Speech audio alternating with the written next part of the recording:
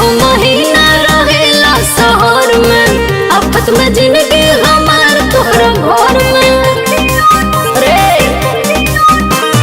12 महीना रहेला शहर में, आफत में जिंदगी हमार तोहरा घर में। हाथानी साड़ी तिहल आज बाप माई के, हमके कुलियो नइखे जानत राजा तोहरा कमाई के। हमके कुलियो नइखे जानत राजा तोहरा कमाई के।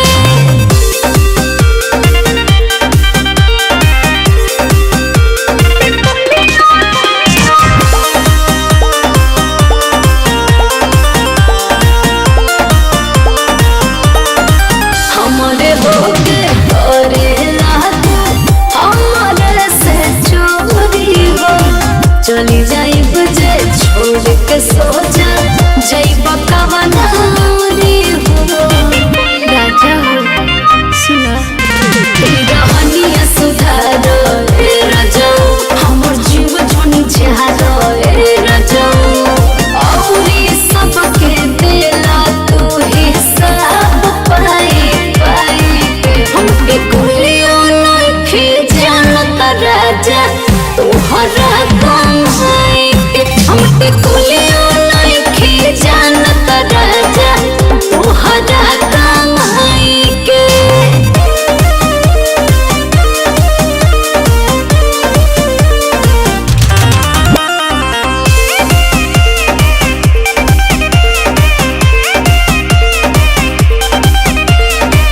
केहू नाही अपन जिंदगी जाई जब अंधारे में, कहिए से समझाई सोचा कुछ तय अपनों बारे में।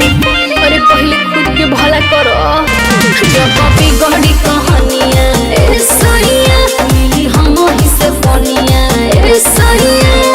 हित न होके हित के हवा नहीं पाई पाई के, हमके कुलियो नइखे जानत राजा तोहरा कमाई के। हमके कुलियो नइखे जानत राजा तोहरा कमाई के।